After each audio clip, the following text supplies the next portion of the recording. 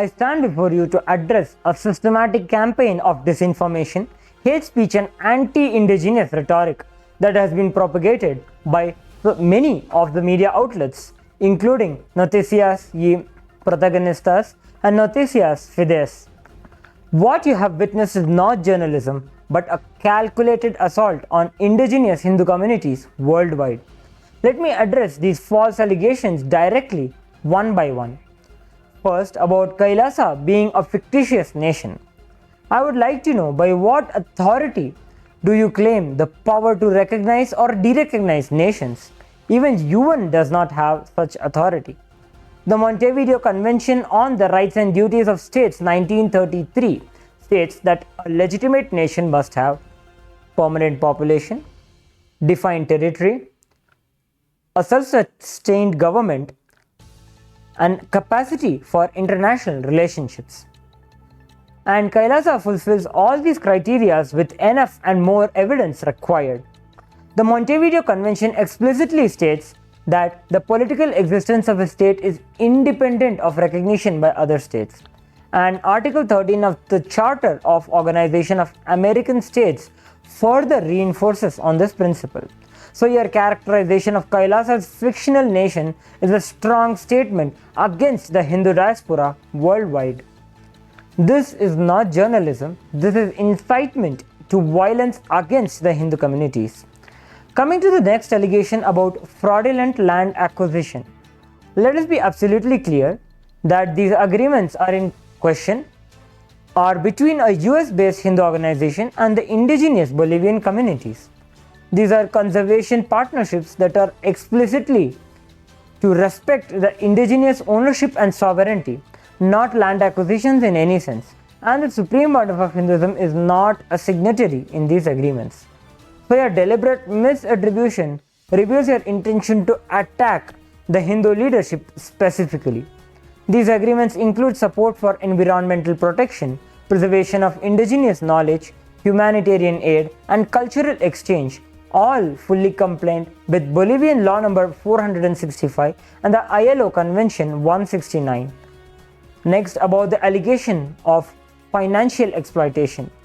Regarding the economic components were not the payments for the land, but they were investments in the community development, cultural preservation, and even these resources are managed by the communities themselves. The indigenous communities exercise their constitutional right to self-determination and determine the appropriate value of these conservation partnerships. Your suggestion that indigenous leaders cannot determine fair value is deeply patronizing and denies their agency. While you fixate on consensual financial arrangements, you completely ignore the massive exploitation of indigenous lands by extractive industries.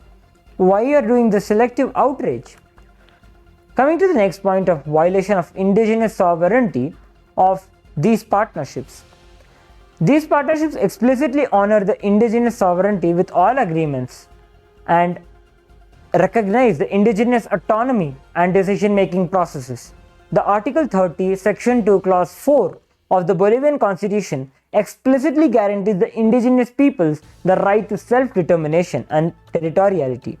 The indigenous communities exercise precisely this constitutional right. The real violation of this indigenous sovereignty is your paternalistic suggestion that indigenous communities need protection from forming partnerships of their choosing. This colonial mindset treats indigenous peoples as incapable of making informed decisions. Again, the next point regarding the credibility of the Supreme Pontiff of Hinduism. The Supreme Pontiff of Hinduism has faced many personal attacks against him, and he is not a self-proclaimed guru or a self-styled godman. His lineage traces back through ancient Hindu spiritual institutions, forming recognition from traditional authorities. The Supreme Pontiff of Hinduism has been completely exonerated by multiple courts worldwide. Complete judicial exoneration by Gujarat High Court, the US Court vindication with nearly $500,000 awarded for the defamation, the Karnataka High Court protection declaring the Supreme Pontiff of Hinduism's arrest as illegal and without jurisdiction. We have solid medical evidences demonstrating the biological impossibility of these false allegations. And finally, the Interpol's refusal to issue notices, recognizing the political nature of this persecution. Your continued promotion of these false allegations, explicitly rejected by courts worldwide, demonstrate this is not journalism but targeted religious persecution. Next point being about the alleged rejection by the indigenous communities. This claim is completely false and designed to drive a colonial wedge between the indigenous communities worldwide. There is no legitimate indigenous communities have spoken against these partnerships. These supposed rejections are either completely fabricated or represent small factions, not representative of wider communities. You provide no evidence of any actual community-wide rejections through proper indigenous assemblies, democratic votes, or traditional consensus processes, because none exist. This is just a classic divide and conquer tactic, falsely claiming that indigenous peoples reject their partnerships that actually benefit them. Next point about political controversy. What we maliciously frame as controversy is a standard diplomatic protocol followed by a representative of all nations. Meeting with government officials is precisely how the international relations function. You imply impropriety in absolutely normal diplomatic activities you will never even question from Western organizations. This double standard reveals your colonial mindset that indigenous nations should not engage in international diplomacy, and the Supreme Pontiff of Hinduism is not involved in any of these diplomatic initiatives. Your deliberate conflation reveals your intent to persecute him specifically. Regarding your allegations about environmental exploitation, these partnerships are explicitly designed for environmental protection, not exploitation. They focus on preserving biodiversity, maintaining forest integrity, supporting sustainable indigenous management practices. All agreements include provisions for ecological conservation based on both traditional indigenous knowledge and the modern sustainable practices. While you manufacture false concerns about conservation partnerships, you remain conspicuously silent about the actual exploitation of these indigenous lands by mining companies, oil drilling operations, and many more. Coming to the next point about the pattern of similar activities. Yes, Hindu organizations engage with indigenous communities worldwide. This is not a pattern of fraud, but a systematic commitment to global indigenous solidarity. These engagements include humanitarian aid, cultural exchange programs, environmental conservation initiatives, and diplomatic relationship building. All standard international activities you would never question from the Western organizations. You mischaracterize legitimate diplomatic and humanitarian engagement as fraud without providing any evidence of actual illegality or harm. Regarding the allegations about the false representation at the UN, the Hindu indigenous representatives have legitimately participated in various UN forums following the established protocols for civil society and indigenous representation. The United Nations has published over 21 reports documenting the persecution faced by KAILASA and the indigenous Hindu communities worldwide. You deliberately mischaracterize legitimate UN forum participation as sneaking in language you would never ever apply to the Western NGOs or any other religious groups participating in the identical process. Your claim that India informed the United Nations and the recognition was withdrawn is a complete false news. No such event has ever occurred or been recorded.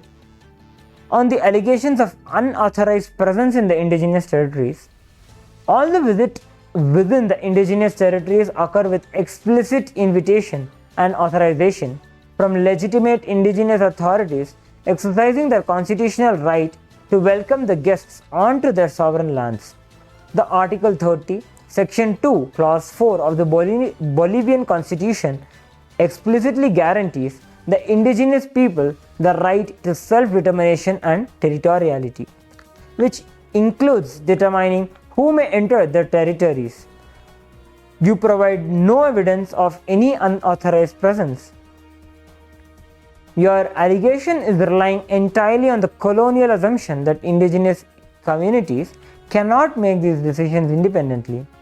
On the allegations of immigration violations, all Hindu representatives traveling internationally fully comply with the relevant immigration laws and the visa requirements. They enter countries legally, maintain the appropriate visa status, and depart in accordance with the regulations. And the Supreme Pontiff of Hinduism is not involved in any of these diplomatic initiatives. These are independent actions by representatives with proper immigration status. You provide no evidence of any immigration violations, no documentation, no government statements, no legal proceedings, because none of these even exist. What we are witnessing here is not journalism, but a weaponized media serving as the enforcement arm of anti-indigenous interests. Your systematic distortions, fabrications, and deliberate omissions follow the exact historical pattern that has preceded violence against the religious minorities throughout the history. We stand today at a critical historical moment where anti-indigenous colonial media has launched an unprecedented campaign of hate speech and persecution against indigenous Hindu communities worldwide. We will not be silenced. We will not allow the anti-indigenous media to erase our existence or deny our fundamental rights to self-determination and international engagement. The world is watching, the history is recording, and the truth will prevail.